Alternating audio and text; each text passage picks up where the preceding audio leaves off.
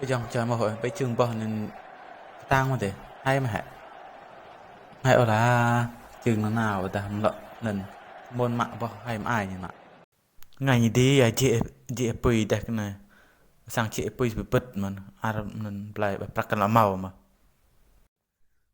rùi cái nào thì chợ bò nira xem đi nhiều ta chất hệ cuộc sanh thế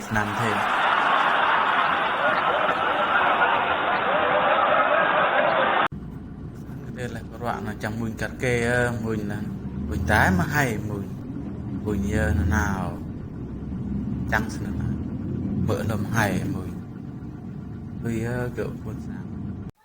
và hay là này dạ gần để cài để lan mà này cần lợ xem cái đặt gì này mò bạc lùm cà lao đây này tôi cứ rong lao này là chẳng nào mà lại đi để lan mà lan xin này à dần xem cần là chăm cà nó mới lan cà cái chắc cái để nào mà đã nào tiếng su phê tiếng đia tiếng cùi sau này tớ là đia chan tớ cái thầu nào đuồm sợi ngoại mà trật kẹo kẹo để tơi mà tùy là phải đi này bây nhầm lại nhầm cram là nào bởi ta hâm lọ bông cra à